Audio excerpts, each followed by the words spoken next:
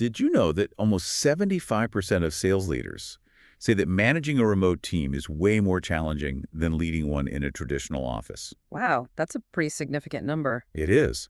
And as companies continue to embrace remote and hybrid work models, effectively managing remote sales teams is becoming more and more critical to overall sales success. Absolutely. It's definitely a topic that's top of mind for a lot of sales leaders these days. So today we're diving into challenges of leading remote teams, an insightful blog post from the sales experts to uncover actionable strategies for navigating this new world of sales leadership. I'm excited to dig into this. The sales experts always have such great insights. Me too. Now, one of the key themes that really stood out to me in this blog post is the emphasis on communication as the absolute cornerstone of effective remote sales leadership. Yeah, communication is key in any team setting, but it takes on a whole new level of importance when you're dealing with a remote workforce. Exactly. And it's not just about communicating more, it's about communicating smarter. Right. It's about being more intentional and strategic with your communication choices. The sales experts recommend a strategic blend of synchronous and asynchronous communication. What are your thoughts on that? I think that's a crucial insight. Using instant messaging platforms for those quick questions or decisions that need to be made in real time. Right, like for those urgent matters. Yeah, exactly. And then using video calls for those more complex discussions or team-wide updates where you really need that face-to-face interaction. So it's like choosing the right tool for the job. Exactly. It's about being mindful of your team's time and workflow and making sure that your communication is facilitating productivity, not hindering it. And that leads us to another key point made by the sales experts, the importance of regular check-ins. Yes, regular check-ins are absolutely essential in a remote environment. In a traditional office setting, you have those casual water cooler conversations or those quick desk pop-bys. Right. You can easily gauge how people are doing and address any issues that might be popping up. But in a remote setting, you have to be much more intentional about creating those opportunities for connection and support. That's where those regular check-ins become so valuable.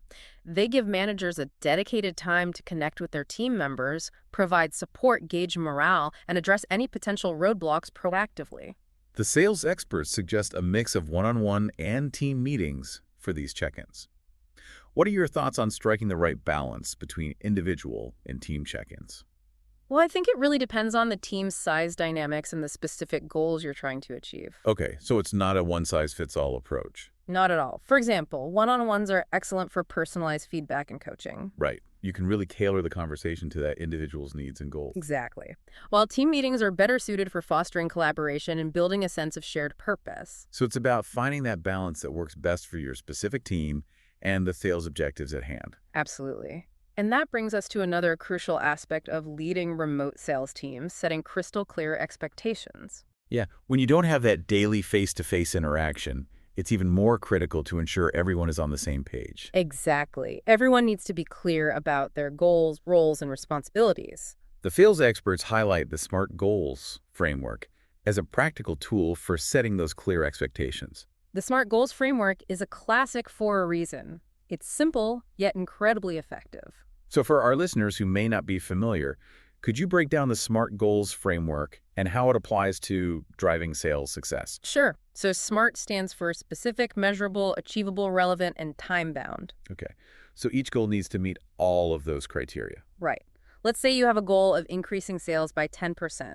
That's a good starting point, but it's not very specific. Right, it's kind of vague. Exactly. To make it SMART, we need to define which products or services we're targeting. Maybe it's a specific product line that's been underperforming.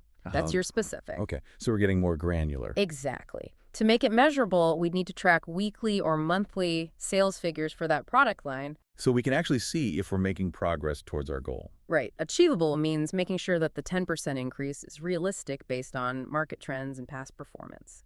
So we're setting ourselves up for success, not failure. Exactly. Relevant means connecting this goal back to the overall business objectives. How does this product line contribute to overall revenue growth? It's about making sure that everyone understands how their individual goals contribute to the bigger picture. Exactly. And finally, time-bound means setting a deadline, for example, by the end of next quarter. So we have a clear time frame for achieving this goal. And when you have that clarity, it's easier to track progress, provide meaningful feedback, and celebrate wins, all of which are essential for keeping a remote sales team motivated and engaged. Now, while clear goals and expectations are crucial, we can't overlook the human element of leading remote sales teams. The sales experts also touch upon the challenge of fostering team spirit and camaraderie in a virtual environment. It can be tough to build those strong relationships when you're not physically together. How can sales leaders create that sense of connection and belonging when everyone is working remotely?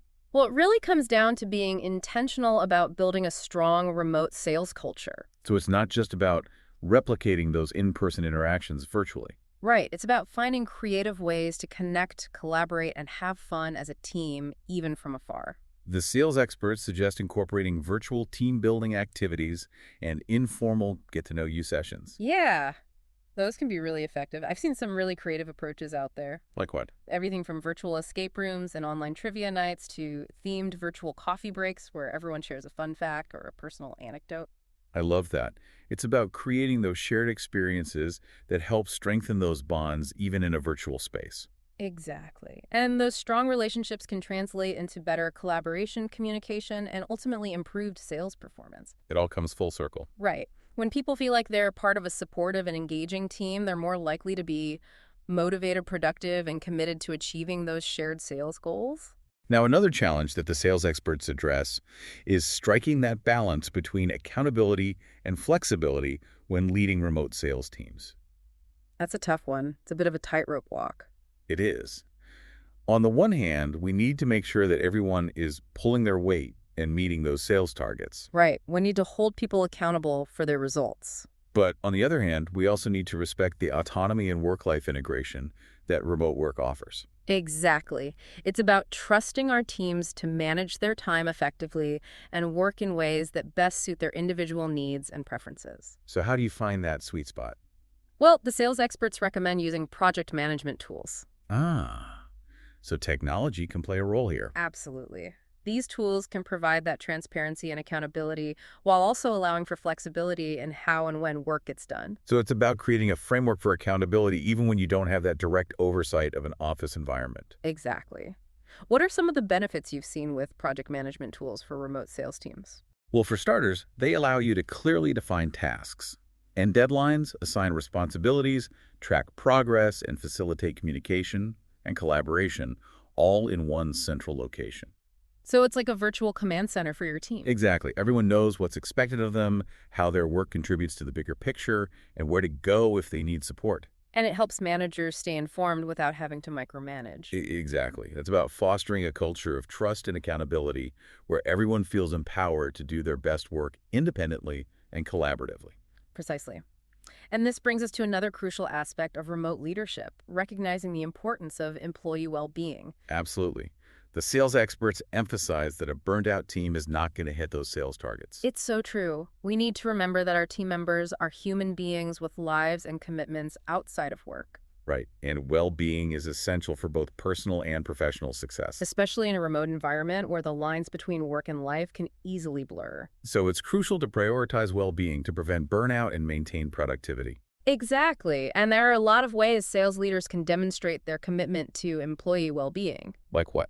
The sales experts suggest things like providing access to resources like mental health apps or encouraging regular breaks and time off to recharge. Those are great suggestions. Yeah. Sometimes it's the simple things that can make the biggest difference. It's about creating a work environment where people feel supported, valued, and empowered to prioritize their well-being. And when you have a team that feels good, both mentally and physically, they're more likely to bring their A game to their sales efforts. Absolutely. Now let's talk about tools and resources. The sales experts also talk about how important it is to equip your remote sales team with the right tools and resources to be successful. What kind of tools are we talking about here? Well, things like sales CRMs, communication platforms, virtual meeting tools, and reliable IT support. It's about providing that technological infrastructure that allows for seamless communication, collaboration, and productivity. Exactly. And it's not just about providing access. It's also about ensuring that the team knows how to effectively use those tools to maximize their sales performance. So training and ongoing support are really important. Absolutely. You want to empower your team to leverage these tools to streamline their workflows, automate repetitive tasks, and ultimately close more deals. So it's about creating that virtual office space that's equipped with everything the team needs to thrive, regardless of location. Exactly. And remember, the right tech stack can evolve as the team's needs change. So it's important to be adaptable and stay informed about new technologies that can enhance sales performance in a remote setting. Right. Now let's talk about leadership. The Yeah. sales experts emphasize the importance of leading by example. Especially in a remote environment where you don't have those in-person cues and interactions. Right. Actions speak louder than words. So if we're expecting our teams to be punctual, responsive, accountable, and results-oriented, we need to model those behaviors ourselves. It's about setting the tone for the entire team and demonstrating those values that are critical for success. Exactly. And it's also about being adaptable and willing to learn as we go. The landscape of remote work is constantly changing. So we need to stay curious, seek feedback, and continuously refine our approach to ensure we're leading effectively. Exactly. So we've covered a lot of ground here talking about these key challenges and strategies for leading remote sales teams. And we're drawing these insights from the sales experts. What are a couple of the most actionable takeaways that our listeners can use right away to enhance their remote leadership approach? Let's see. I think that communication matrix we discussed earlier is a great first step. That's a really practical tip. Yeah, it is. It's simple, but it can be a really effective way to streamline communication and reduce unnecessary noise for your team. I like that, mapping out which communication channels to use for different types of interactions. Exactly. So everyone knows what to expect and when to expect it. Another easy action is to schedule those regular check-ins with your team, both individually and collectively. Absolutely. Make it a habit. Yeah, those regular touch points can make a huge difference in keeping everyone connected and engaged. They can. And don't forget about those team building activities. Yeah, those are fun. They are. And they can be a great way to boost morale and create a sense of camaraderie. Even something as simple as a virtual coffee break can go a long way. Right. It's all about creating those opportunities for people to connect on a personal level. And finally, I think it's important for sales leaders to reflect on their own leadership style. Yeah. Take a look in the mirror. Exactly. And ask yourself, am I modeling the behaviors that I expect from my team? Leading by example is crucial, especially in a remote setting. It's about walking the walk, not just talking the talk. Exactly. Now, I have a question for our listeners. Thinking about your own sales team, what's one small step you can take this week to enhance communication or foster a stronger remote culture? Ooh, that's a good one. What would make the biggest impact? It doesn't have to be anything major. Right. Even something small can make a difference. Exactly, like Yeah. scheduling a virtual coffee break with a team member or sending a quick message to check in. Those little gestures can go a long way. They really can. And remember, leading remote sales teams effectively is a journey, not a destination. So true. It's about continuous learning, adapting, and finding what works best for your team. Exactly. So don't be afraid to experiment. Try new things and see what sticks. And before we wrap up, I want to encourage our listeners to check out the Sales Experts blog for more insights and resources on leading remote teams. They have so much great information there. It's definitely worth a visit. It is. It's a fantastic resource for anyone looking to level up their remote leadership skills. I definitely recommend it to anyone who wants to learn more about building and leading high-performing remote sales teams. Well, that brings us to the end of our deep dive into leading remote sales teams. Yeah. We hope you found these insights from the sales experts valuable. And we hope you're walking away with at least one new idea or strategy to try with your own team. If you did, be sure to share it with us. We love hearing from our listeners. You can find us on social media or drop us an email. And if you enjoyed this episode, be sure to subscribe to our channel so you don't miss any future deep dives. We have some exciting topics lined up for the coming weeks. Until then, keep diving deep and keep leading with confidence. See you next time.